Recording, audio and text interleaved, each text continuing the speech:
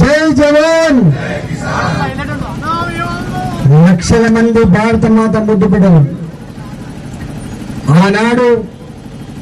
భారత మాత సంఖ్యలను పెంచడం కోసం అమరులైన లక్షల మంది జైళ్లలో మగ్గి సాధించుకున్నది ఈ మువ్వన్నెల జెండే. ఇవాళ నరేంద్ర మోడీ గారి నాయకత్వంలో భారత జాతి ప్రపంచంలో ఎట్లా తలెత్తుకుని జీవిస్తుందో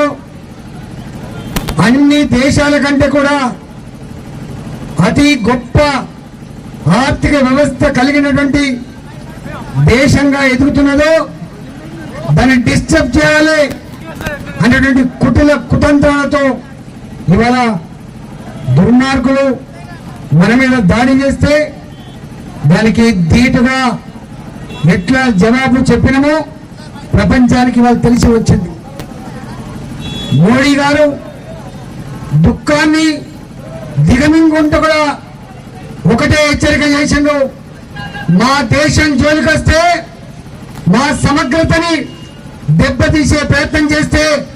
ఎవరిని కూడా వదిలిపెట్టే ప్రసక్తి లేదని చెప్పి సంకేతం ఇస్తూనే రాబోయే కాలంలో ఎవరి దయాదక్షిణలో బతికే పరిస్థితులు లేదు. భారతదేశం తన కాళ్ళ మీద నిలబడి దేనిమైనా ఛాలెంజ్ చేయగలిగిన స్థితికి ఎదగాలని చెప్పి మళ్ళీ గుర్తొచ్చింది. కాబట్టి ఇవాళ మోడీ గారికి ఉన్నటువంటి ఆలోచన, మోడీ గారికి ఉన్నటువంటి ఇవాళ చూపు మళ్ళీ దేశంలో ఇక్కడ ఆర్థిక వ్యవస్థను పరిపుష్టి చేయాలి, పేదరికాన్ని రూపుమాపాలి, ప్రపంచంలో భారతదేశాన్ని అజేయమైన శక్తిగా ఎదగేటట్టు చేయాలని చెప్పి సంకల్పంలో భాగంగానే ఇవాళ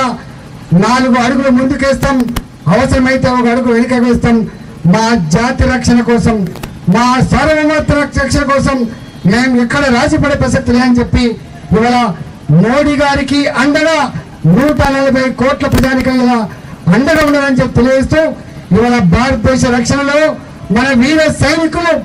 తమ కుటుంబాన్ని వదిలిపెట్టి 140 కోట్ల ప్రజల రక్షణనే ధ్యేయంగా పనిచేస్తూ అందులో అమరులైనటువంటి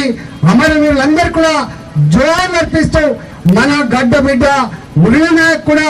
ఆ వీర జవానిగా ఉన్నందుకు తెలుగు జాతి గర్వపడుతూ వారికి జోహార్లు అర్పిస్తూ భారత్ మాతాకి